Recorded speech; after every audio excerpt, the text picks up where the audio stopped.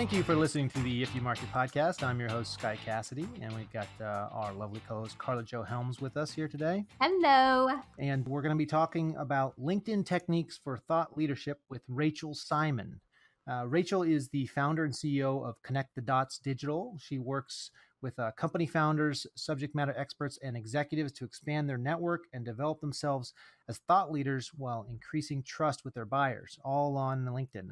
Rachel, fantastic to have you on today. Thanks for joining us. Thanks for having me. So LinkedIn thought leadership, love the topic. Before we jump headlong into that, can you tell us a little bit about yourself, what your company does, and how you got here? Absolutely.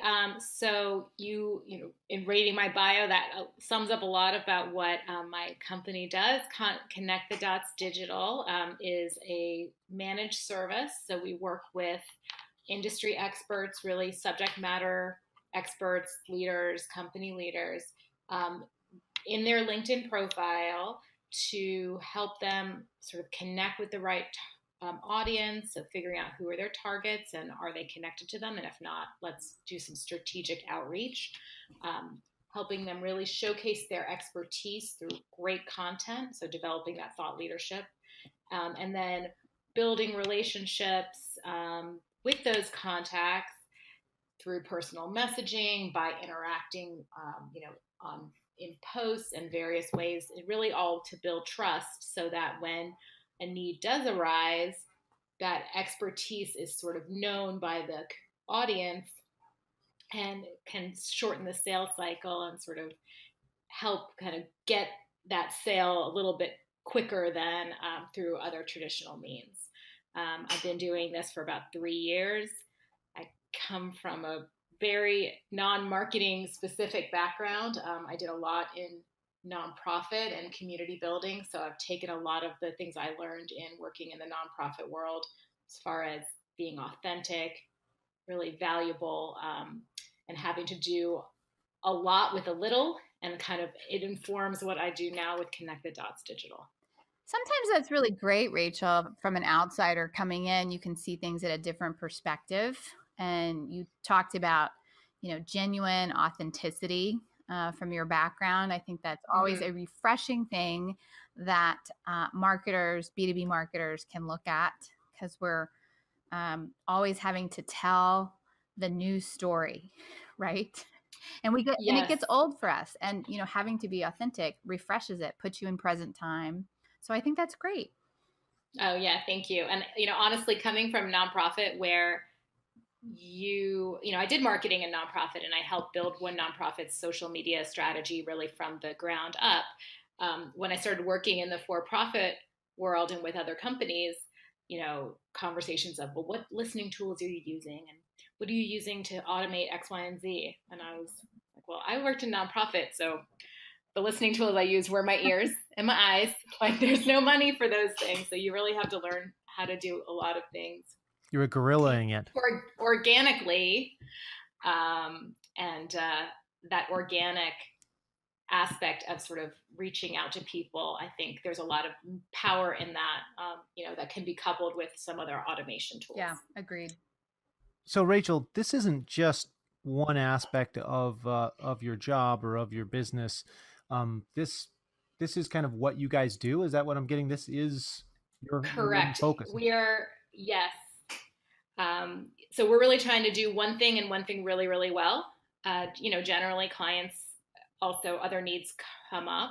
So such as I have a client that I've been working with, and they really needed SEO and sort of more pay-per-click support. And so I have a lot of great people that I can make referrals and introductions to. But I have kind of done the jack of all trades where, sure, I'll do this, that, and the other, and decided that I really want to do one thing and really focus specifically in one area, because there's lots of great people that can do the supportive work. Yeah. When people ask what you do and your answer is, I don't know, what do you pay for? That's never a good sign. Right. What do you need? Whatever, anything. Show me a check. Right. Okay. So now focusing specifically on LinkedIn, I know building, we had a guest, a couple guests back, that was all about thought leadership and creating thought leaders on social media in general. Are you guys focused specifically on LinkedIn? I mean, that's the topic today, but is that the single platform that you're focused on, or do you get more general? Yes, so I really am focused on LinkedIn. However, some clients have multiple social media platforms that they are working with, and obviously content can be used in a variety of ways. But there's something special about showcasing that expertise on LinkedIn.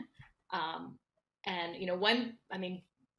kind of great reason why it's so important and such a great platform. It is the number one site for B2B content. So it is.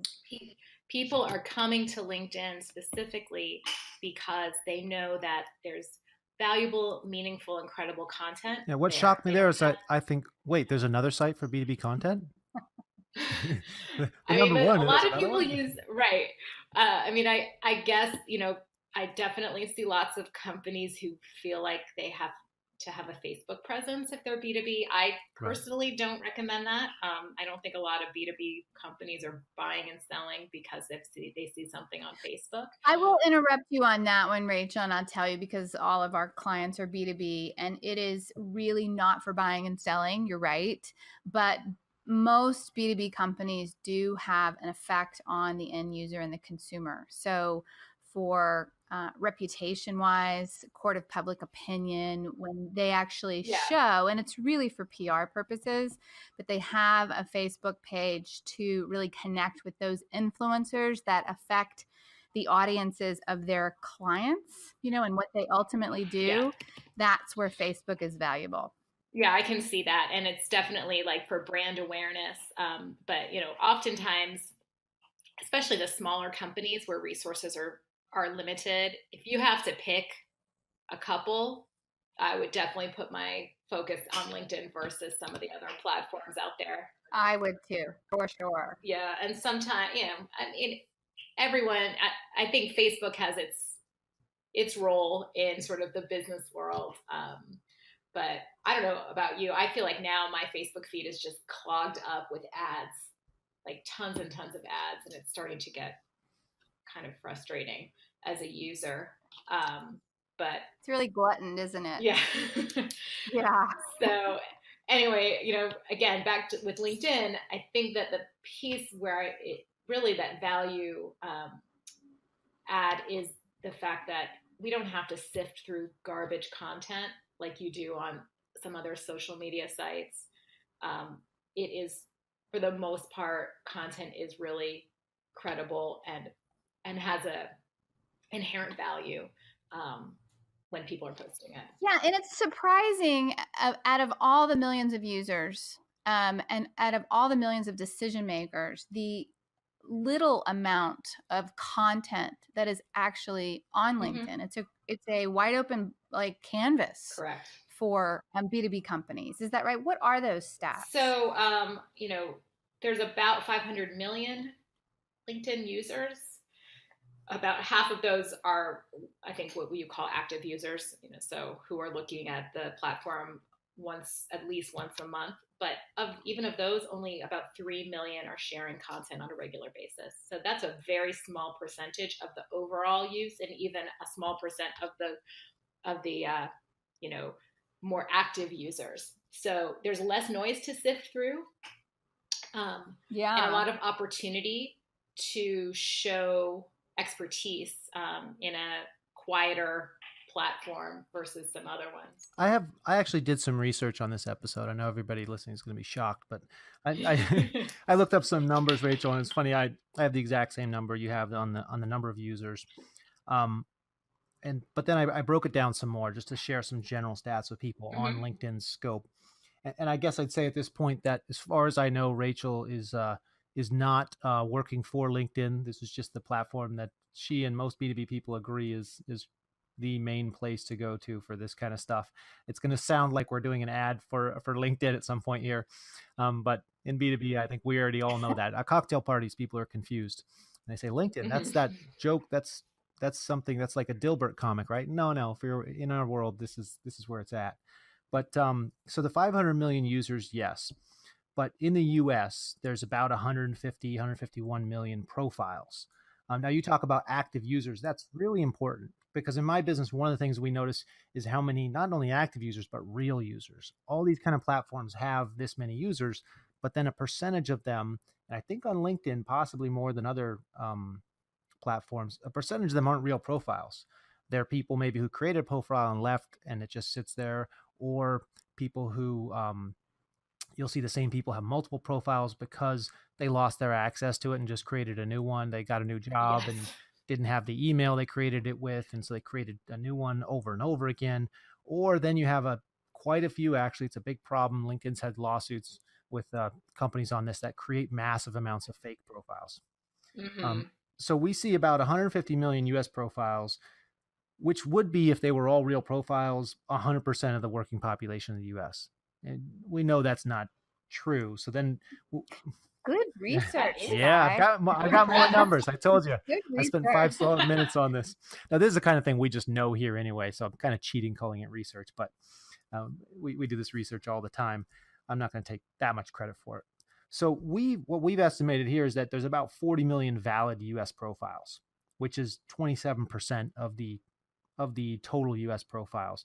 So it's actually it's only about a quarter of the profiles that are really valid profiles. So you mentioned the percentage that post is small, but the percentage that are actual real profiles are small compared to the total profiles. That's still a huge number of profiles. That's still a ton of people when you're thinking the B2B market and who's actually on LinkedIn. So it's still massive, but the overall numbers aren't quite what they seem on the surface.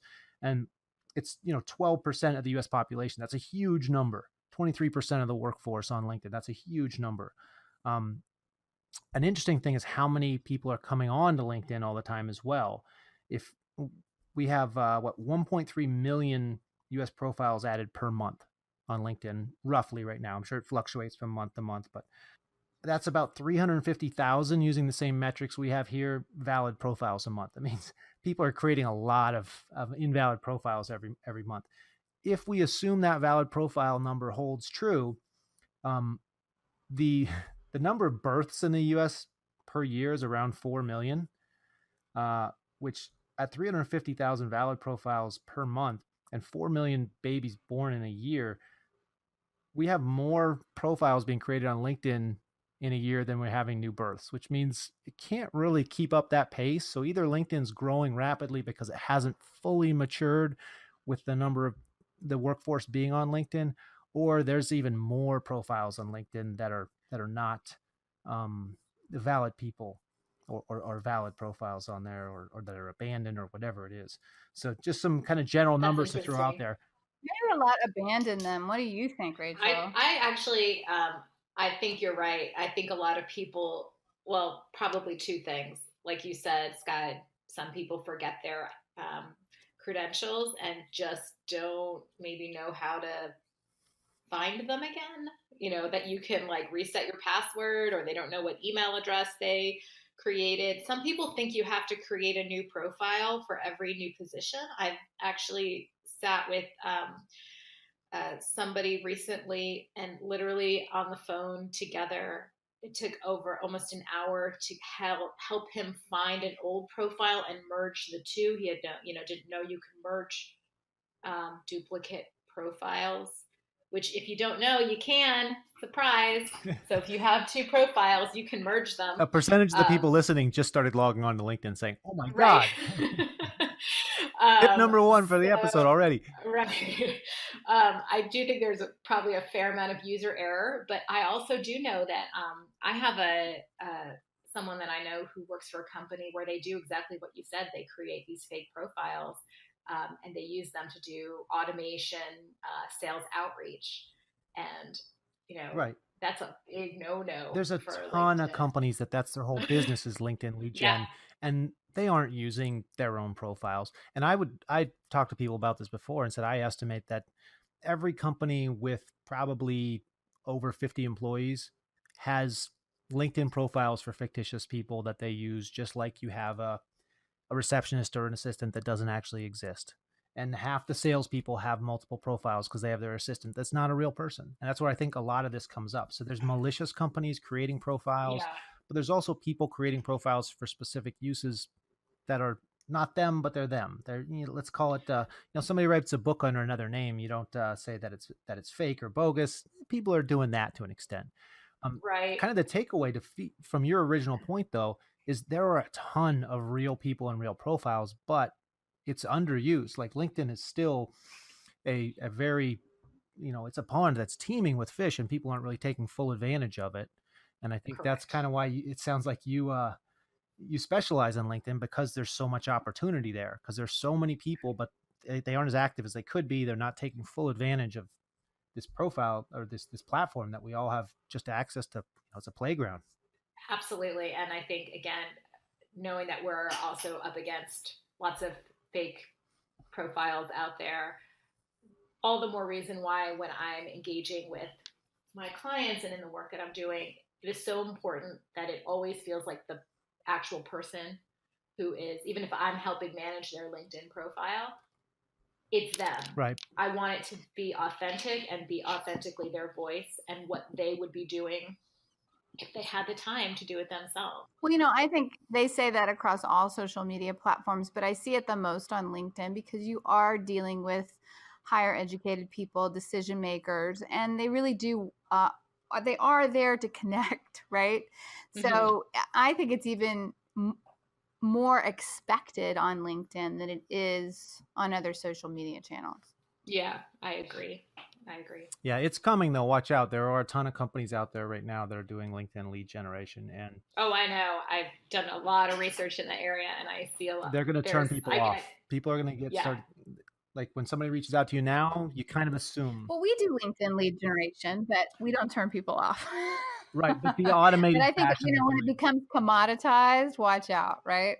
There's a lot of automation out there. There's a lot of, and I mean, I've seen some really bad ones. Yeah. I like to use this example of one of my clients as I was like looking through his request to connect, connection requests, was Dear Mr. It literally said, Dear Mr. or Ms. And then oh no.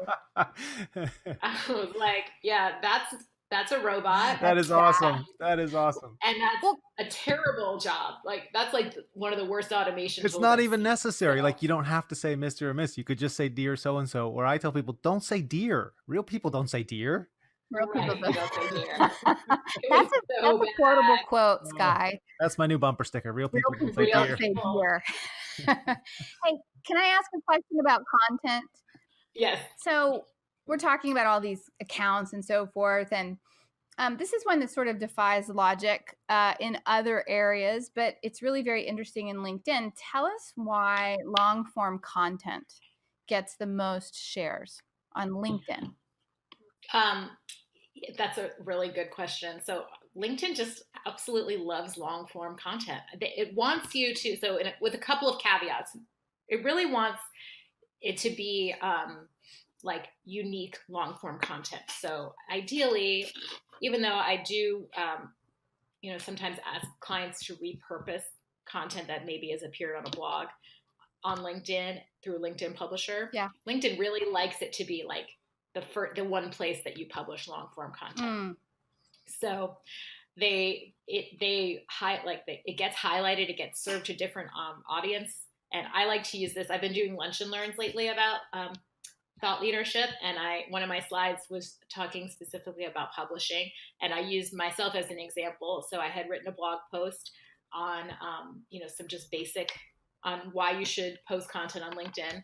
And I published it on my website and I shared the link, through my company page. And then I shared it as myself.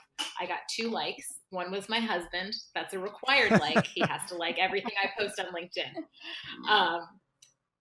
I about a couple weeks later repurposed that same content and I got 96 likes, like 3 comments, 6 shares. It was a completely different response to the same content. So, I challenge people just to try it out and see if you have some content that you can, expand in a longer form and see what the response is like and see if it hits different people. if you're seeing more second and third degree connections that are interacting with it, it's being served up to a completely different audience versus who's in your network. So are you saying basically that LinkedIn's monogamous, or they want you to be monogamous? Like, Yes. if you put it everywhere, they're kind of not so thrilled about it. They just want you to have your content with them. Yeah, they do. They do. But I mean, you've got a limited amount of time, and it's important to be able to repurpose content. So Right.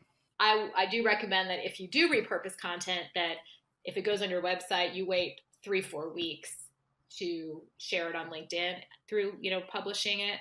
Again, you can copy and paste it, and I like to include a link to the original Oh, so not post post. on LinkedIn first and then to your site. You can put it on your site. You just have to have a time period between. Yeah, that was recommended to me. Wait, which one comes first? I missed it. LinkedIn comes first, then the website, right? Your Or the other website way always around? needs to come first. You don't want to Oh, okay. That's what I you don't thought. want to mess Okay. up your SEO on your website. Yeah.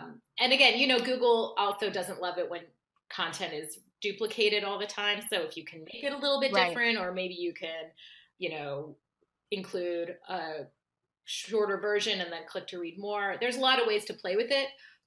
Another good way for publishing is, let's say you found a great article that requires more than like a 2 sentence, putting it in context to post the link. You can write 3-4 paragraphs, really flesh out why, what you thought was valuable from the article, or maybe you disagreed with it. Include the link to the original piece and publish that. So there's a lot of opportunity of the various types of content. You can do a case study. You can do photos, or images, infographics. There's a lot to play with. Yeah. But it's an interesting tool to experiment with to see what the response is like. What if you posted a shorter version on your website with a link to the longer version that's exclusively for LinkedIn in that particular post? So you still have authenticity, you still have it on your website, you still have exclusive content on LinkedIn. What do you think about that? Yeah, I mean, I think that, again, it's all an Mm-hmm. experimentation. And I'm not a website expert, so I don't want to speak to what the SEO implications would be for that. But some companies, it's more important that they get that organic search for their Yes. site, versus if you're not getting, like, a lot of people are not typing in your website and coming up on the first page of Google. If that's not as important to you, but what's happening on LinkedIn is more, then I just think you have to do it whatever makes most sense for what your strategy Yeah. is. But again, experiment and see. But it is an interesting tool, and a lot. It's also, we talked about how LinkedIn is underutilized in general. Publisher is even more underutilized. So, like, from the stats that I was working off of, again, thinking about putting them in a context of what the actual users might be. But if only 3 million users are sharing content weekly, only about 1 million are ever publishing content. When you say publisher, you mean people publishing original content? Correct. So if you're looking at your, page, you're looking at the LinkedIn newsfeed, and at the top, it's got the right. Let me just make sure I say it exactly correctly. Hold on one second. At the top, if you want to post something, it's going to tell you share article, photo, video, or idea. So the first little button you could click says write an article, and if you click on that, it takes you to the page, like the web page within LinkedIn, where you can write an article. Right. So it looks different, versus if you want to post a link, you just pop the link in there. Or a regular post. So you're in saying you're always much better off writing an article than taking the same long form content and putting it in a post. Yeah. Play with it. And if you can add a photo, even better. Excellent. Another good tip. So I want to jump back to, we've kind of been flying around LinkedIn here, back to the thought leadership and LinkedIn in general. That's your guys' focus. It's what you do over there. Can you, just for people listening who are saying, okay, what's thought leadership and what's LinkedIn, maybe a little bit past that, but why is it important to develop thought leadership? Like, who would want to do this and why? Okay. So the real value of developing thought leadership on LinkedIn is that it showcases you as an expert in what you do. So everybody I'm sure is connected to someone on LinkedIn that you're like, okay, that guy knows everything there is to know about financial planning. Right. Or that guy is the commercial real estate, guru here and wherever you live. So you want to help develop yourself to be top of mind like that, with whatever your area of expertise So it's the is. LinkedIn version of when you know somebody, you're like, oh, that guy likes eggs, you know it because of Facebook or something like that. Right. The business version of Exactly. that. Or yeah, that person really loves whatever show. Uh-huh. Like they're obsessed with it.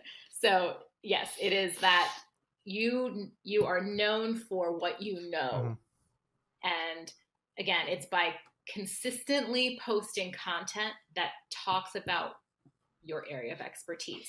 That's a really important word. I mean, today you have to differentiate yourself. And so content and being an expert is the way to do that, right? But you said a really important word, and it was consistent. There has to be a Yes. rhythm, there has to be consistent information that's coming out. And Google really rewards that too. I mean, that is part of the algorithm to really reward someone that has high quality, authentic, vendor neutral content that is consistent, right? And I see when you're talking about that with LinkedIn, they have a very similar algorithm. Yeah, so that consistency is can be intimidating. And generally, when I have, my recommendation is people are posting 3 to 5 times a week, and sometimes people's eyes like bug out of their heads, thinking, "Oh my God, how on earth can I possibly make that happen?" But being seen as in a regular, consistent basis in the newsfeed is extremely powerful and valuable. So it doesn't have to be overwhelming if you make a plan. So just like if you were starting an exercise routine, you don't go run a marathon, on the first day you've ever run. Like you don't say, you know what I'm going to do? Get in shape. I'll run a marathon a year. Exactly. You make a plan. You're like, okay, well, I'm going to run a mile, and then I'm going to run 2 miles, and then I'm going to run 3 miles. You work your way up and you make a plan. And that's really what I recommend is you make a plan.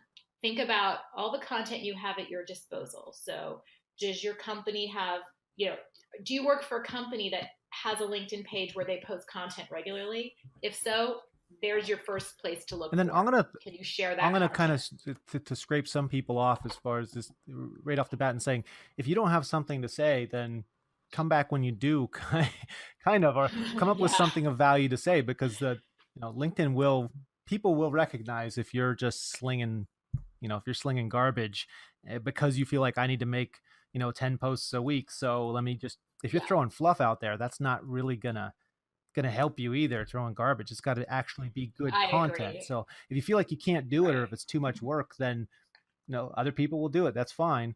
And if you're saying people are like, oh my God, that 3 posts a week or whatever it is, that's work. If this isn't going to be your job, then don't do it. But that's your job. You don't say, oh my God, I have to go to work every day. That's every day.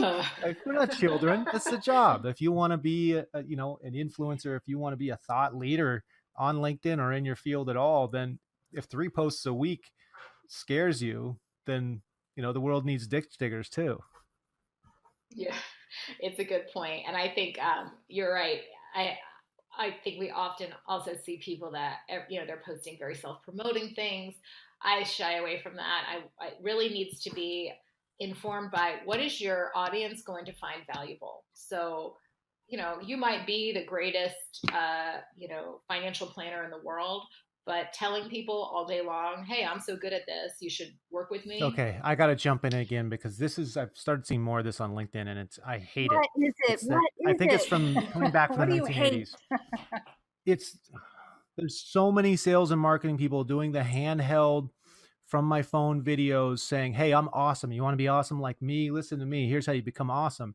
Reach out to me and I'll make you awesome. I do lead gen on LinkedIn and I'm awesome and you can be awesome. Stop it, people. It's pathetic. We don't want to see you walking around the Lamborghini and pretending to open the door and then seeing the owner in the background running up saying, what are you doing to my car? Pretending like you have all this great success to try to make success. Knock it off. It's so annoying. That might work on Facebook, but here on LinkedIn, it's business to business. You need real content. You have to actually provide some value. Stop making these BS, I'm so great, come, I'll teach you how to be great too videos. I agree. And I think if you're going to do a video, answer a question. Yeah. It's not authentic. It's what you're talking about, the You know, authenticity. right. People in business to business see through the fake stuff. You can't BS them. I You agree. can't, we sell to marketers. We can't use marketing gimmicks on marketers. They're, they see right through it. It's inauthentic. They know it right away. This rash of videos over the last year or so, people doing that, it's so annoying. And you got to see their face too. You got to stare at their face while they're slinging this BS. So funny. So years and years ago, my first job, I was sitting in a presentation by a marketing guy here in Atlanta. And one of the things he talked about has always stuck with me. And Mike Ween, if you're listening, 20 years later, here we go. He said, you should always be thinking about from the point of view of who you are reaching out to, what's in it for me, meaning like, why would they want to hear what you have to say? And so I think that what's in it for me being the consumer or whoever is the business that you're reaching out to is so important, because you want them to look at you like you have something valuable that they need, and that you understand their pain points and can speak to those challenges.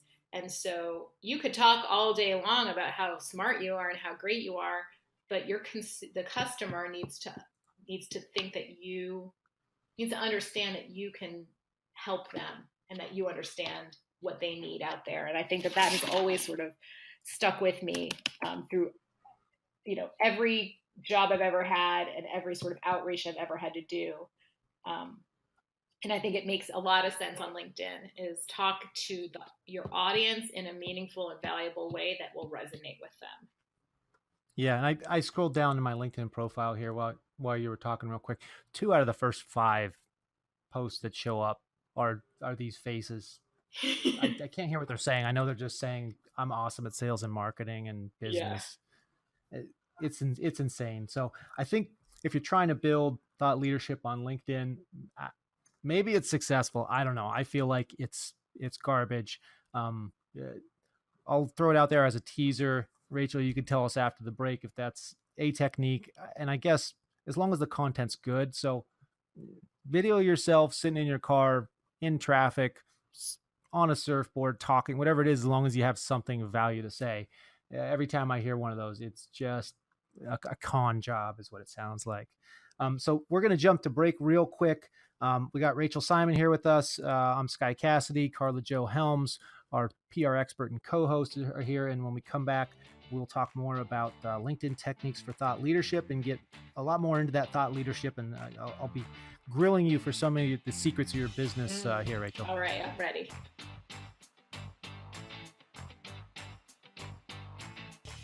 Hi, it's Bill Cates. I'm president of Referral Coach International.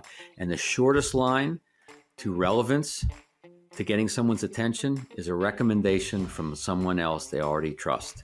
We help you multiply your best clients and reach those hard to reach clients. So reach out to us at referralcoach.com/resources. Referralcoach.com/resources.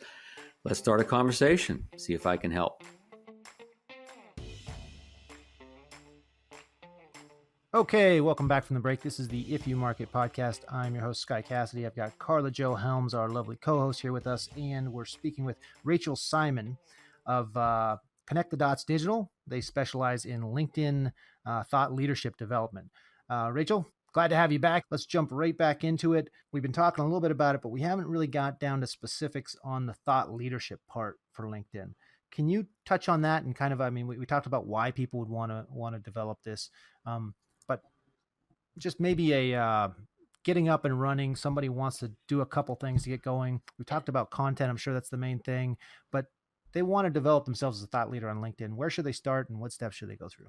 Okay. So as we sort of were talking about before the break, that planning piece is really important. So thinking about what content do you have at your disposal?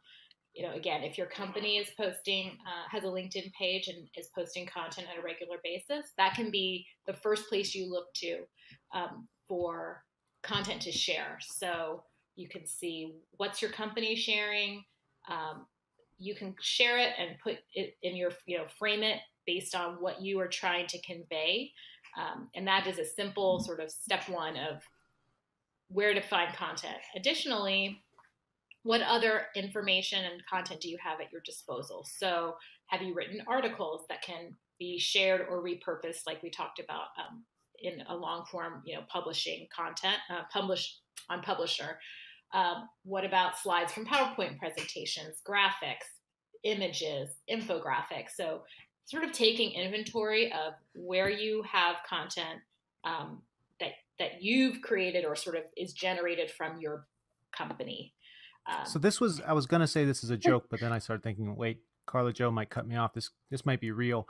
Obviously you need good content in your area of expertise, but is there any upside to occasionally humanizing yourself with, Facebook-esque content like baby photos and stuff like that?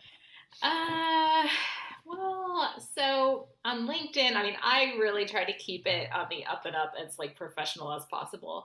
That being said, I think travel photos have a place there, showing a little bit of your personality. I'm not a huge fan of, quotes and memes on LinkedIn, but that's just me. If it is inherently somebody's personality to share those, go for it.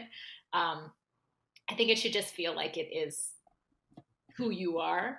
But I think that, some kinds of content sort of feel more at home on Facebook or Instagram versus. Right. So maybe a dusting here and there of a meme or something, but if all you post is memes, then that's just going to be who you are, and nobody goes to Meme Guy for advice. Correct. Yeah. Yeah. To put up like a Friday funny or something, fine, go for it. But right. Yeah, sprinkle those guys in there. All right. Speaking of which, we've got the If You Market, They Will Come site. We post out stuff regularly, Marketing Marvin cartoons and whatnot. Anybody listening, go check that out. Woo, shameless plug. You got to do it. So, another really good place to find content to post is obviously external content. So, a really nice place is the LinkedIn newsfeed. So spending a few minutes every day, maybe 10 minutes in the morning and 10 minutes over lunch, scrolling through to look for articles that jump out at you.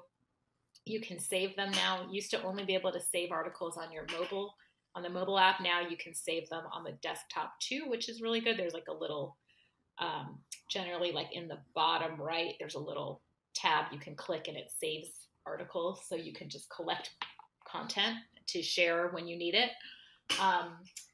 Industry newsletters. So if there's a couple emails that you subscribe to within your industry that provide really good content, that's a good place to look for to share articles.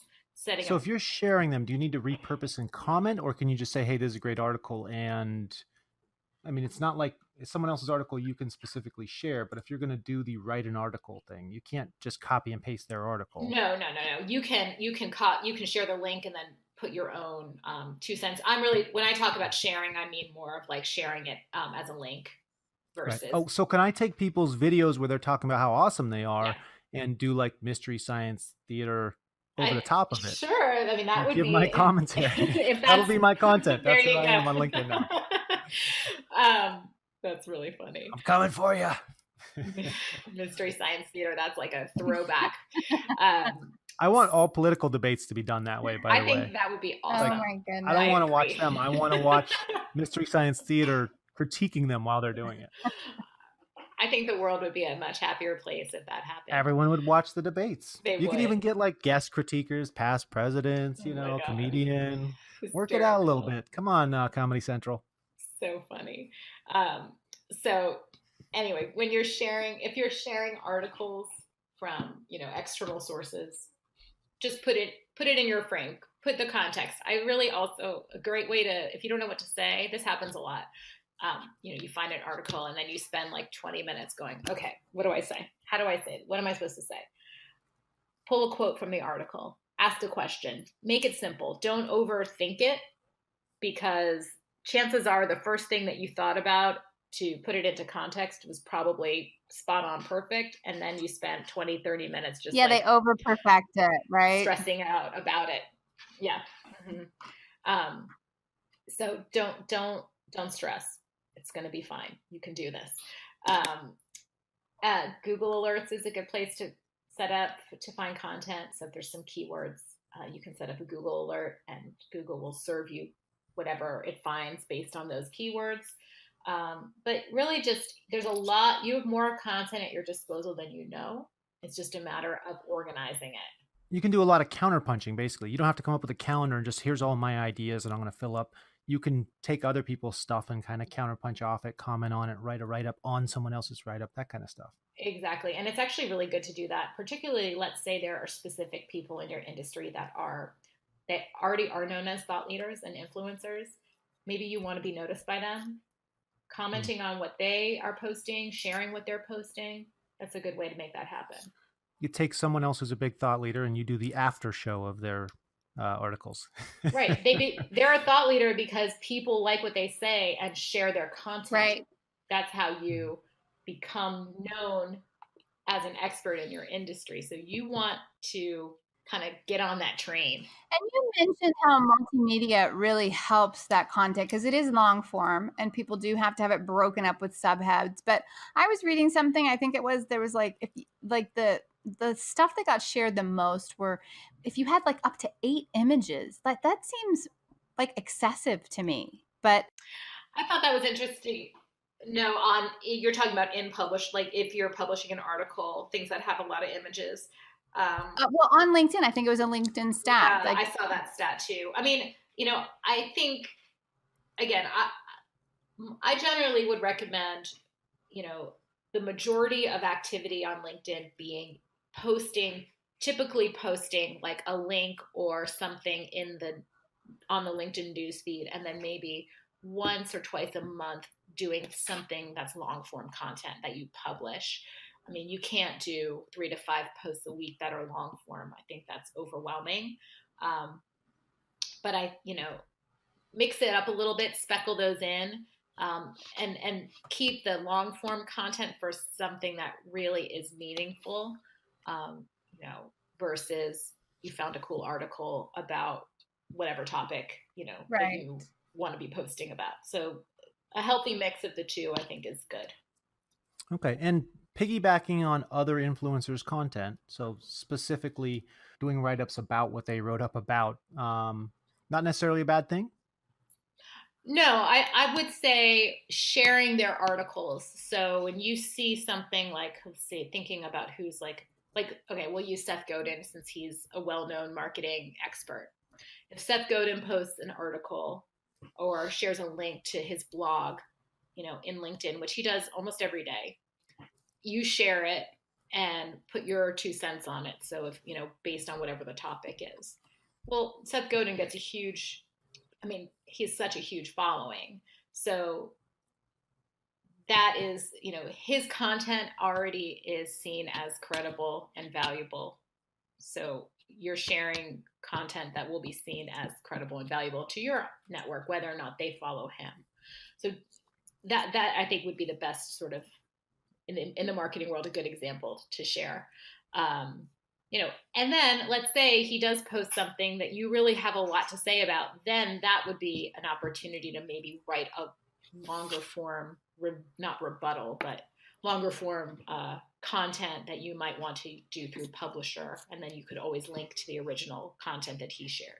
So you could do it a couple different ways, but okay. I think that, something that I do personally and recommend to do is that if there are specific people in your industry that you want to connect with, they're kind of those goal people for you, but you're not quite ready to send a request to connect, to them, follow them. Just start stalking them. Or follow, yeah, not stalk, following them. Yeah. Follow them. They get a notification that you followed them. You're going to start to see their content in the newsfeed. You can start interacting with their content so that you start to build that relationship like on the very ground level. And, eventually if you kind of continue to work that, you can send that request to connect and hopefully they would accept it versus getting it out of the blue. Right. So we've talked a ton about articles, posts, content, obviously super important in this, but there's a couple other things I want to make sure that we get to. Your profile, joining groups, making connections, and also just kind of who to expose yourself to. Yes. Can you select that specifically? And then maybe even advertising on LinkedIn, using paid ads versus trying to get. So I threw out a lot there, but let's start with the profile itself. Okay, I told you I did a minimum amount of research before you did. this. I actually made a bullet point. It's good. Okay, so with your profile, if I had to say the most important parts of your profile is have a photo. It's really important to have a photo. And again, have a photo. I'm taking notes. Sorry. Yeah, a professional photo. I like to have a cover photo too because it is an opportunity to show a little bit of personality. Like my cover photo is from my family's trip to California over spring break, and it's in Monterey because that is just the most beautiful place, and I someday hope that we can retire there. That's my choice of cities in California. If I could live anywhere, I live in LA. Oh my God, Monterey's amazing. I love Monterey. So your photos are important. People just want to see a smiling face and they want to see who they're connecting with. I think it's also generally, there's an assumption often that if you don't have a photo that you're not a very active user. So whether that's true or not, that is the perception. So have a photo. I would take that a little bit farther even.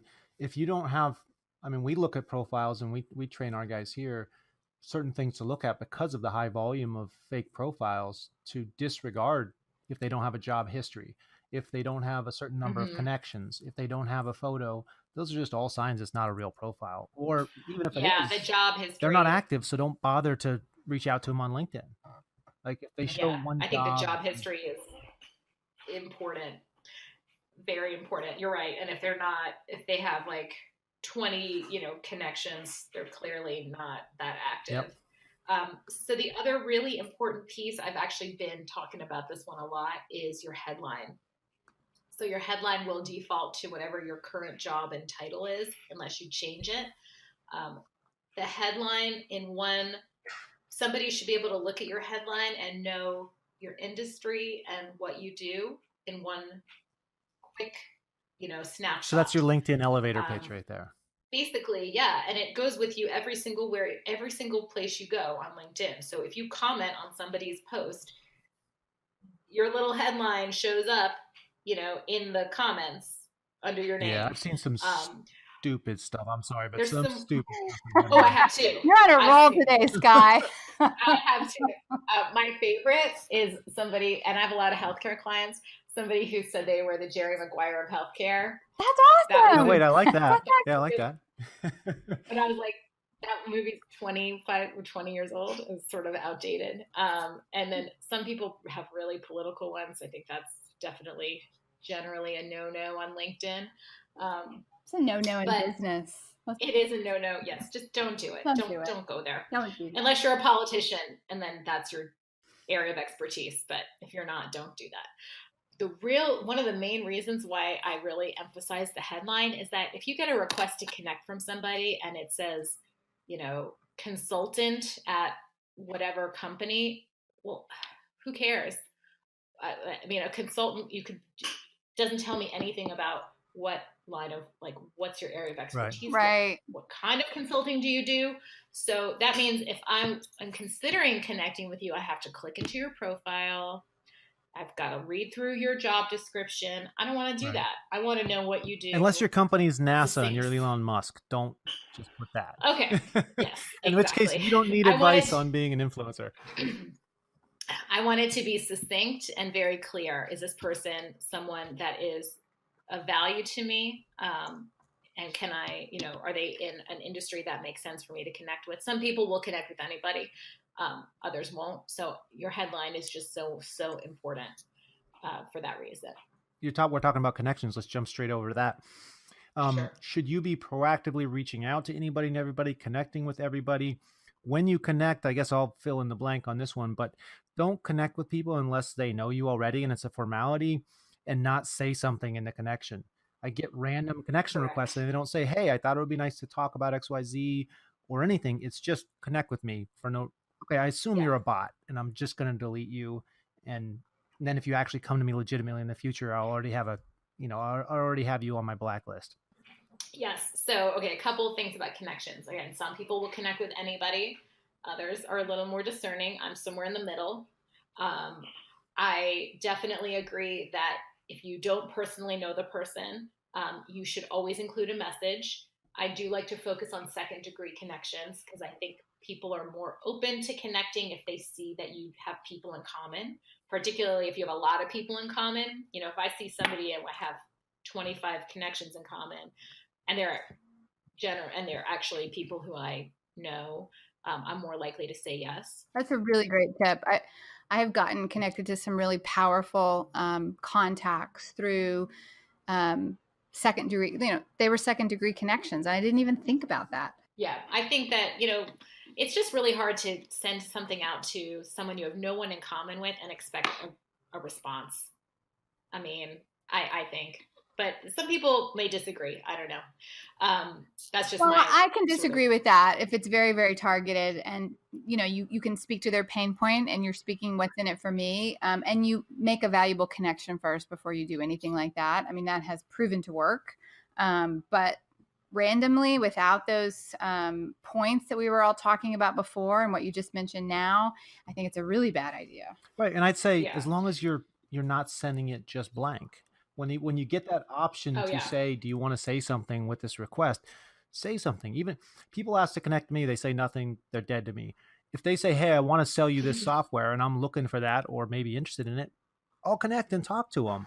But you can't just say nothing and then hope the person's going to connect. And I mean, it may work occasionally, but usually the people who do that, you probably don't want to talk to anyway, and they're probably not interested in what you're selling. I agree. Yeah, that's true. I mean, there was someone that connected with me, must have been back in March, and I never responded to me after we connected, and then emailed me recently, and it was a form email, and I might have considered it was some charity or something that they were really interested in or getting support for, and I might have been more interested in it, but it wasn't, that authenticity wasn't there, right? Yep. It's that generic LinkedIn lead generation machine.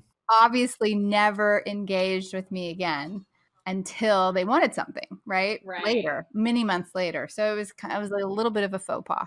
You were in their cadence and you'll be in their cadence again. If you'd responded, they would have kept trying to sell to you. It's that generic machine that is going to hinder LinkedIn eventually. But right now, it's a right. I agree, and I think they're gonna crack down at it at some point. Yeah, I think it started off with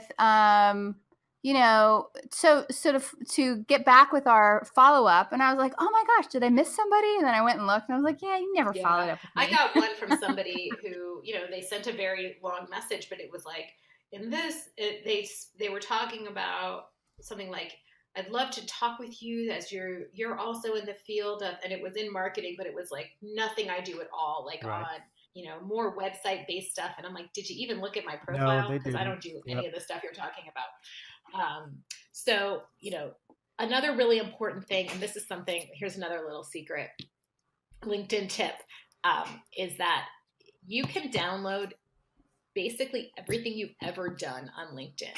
So you have access to all your data on LinkedIn. And if you go through, if you're looking at like settings and privacy under your account, and you get to it through the privacy tab, you can download all your connections, any invitations you've ever sent or received, all your activity. I mean, the sky's the limit. It is really. Why would you do that? Well, so the one that I think is the most important to download, probably at least 3 to 4 times a year, maybe you do it quarterly, are your connections. So chances are most people join LinkedIn, 10 years ago or whenever, and you connect with anybody you've ever known, anyone you've ever worked with, your next door neighbor, your second cousin. And then you kind of forget about all the people that you have accumulated over the years. And I think the majority of people probably, have between 500 and 2,000 connections, depending on how old you are and what industry you're in. Well, if you don't look at those every couple of months, you may be missing out on people who are potential targets for your industry, people that can connect you with other people that are just good to reach out to on a regular basis. You also may realize that of the 500 plus people in your network, very few are your targets. So you need to start building up your connections in a more strategic way. So it is a really important tool that you have at your disposal. You also get people's email addresses. So I'm going to get bonus points because I do that quarterly. So I feel good about that. Thank you. Good job. I've got homework now. I don't do that. I was wondering, is there anything in that download that's not, when you view their profile, that's not there? Like you said, the email address, that might be in their see contact information.